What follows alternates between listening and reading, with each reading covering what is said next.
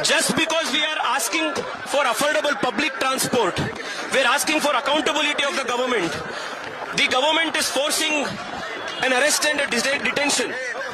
Welcome to brand Bengaluru. Government ಏನಾದರೂ question ಮಾಡ್ತೀರಾ, arrest ಮಾಡ್ತಾರೆ. ಗೌರ್ಮೆಂಟ್ ಮಾಡ್ತೀರಾ ಏನಾದರೂ ಒಂದು ತಪ್ಪನ್ನ ತೋರಿಸ್ತೀವಾ, ಅರೆಸ್ಟ್ ಮಾಡ್ತಾರೆ.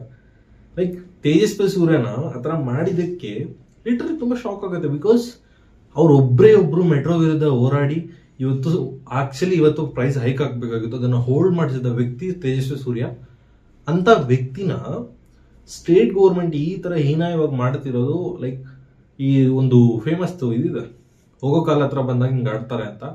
ಯಾಕೋ ಆ ಥರ ಸೂಚನೆಗಳು ತುಂಬಾ ಉಳಿತಿದೆ. ಬಿಕಾಸ್ ಒಬ್ಬ ಬಿಜೆಪಿ ಎಂಪಿನ, ಅದು ಯಂಗ್ ಎಂಪಿನ ಈ ತರ ಮಾಡೋದು ತುಂಬಾ ಸ್ಟೇಟ್ಗೆ ಒಂದು ಕೆಟ್ಟ ಹೆಸರದು. ಬಿಕಾಸ್ ತುಂಬಾ ಜನ, ಆಲ್ಮೋಸ್ಟ್ ಎಲ್ಲಾ ಬಿಜೆಪಿ ನಾಯಕರು, ತುಂಬಾ ದೊಡ್ಡ ಲೀಡರ್ಸು ಇದ್ರ ಬಗ್ಗೆ ಟ್ವೀಟ್ ಮಾಡಿ ಗೌರ್ಮೆಂಟ್ನ ತಪ್ಪನ್ನ ಎತ್ತಿ ತೋರಿಸ್ತಿದ್ದಾರೆ. ಸೊ ಅದು ನಾಟ್ ಓನ್ಲಿ ಫಾರ್ ಗೌರ್ಮೆಂಟ್, ಅದು ಕರ್ನಾಟಕ ಸ್ಟೇಟ್ಗೆ ಒಂದು ಅಪವಾದ ಅದು.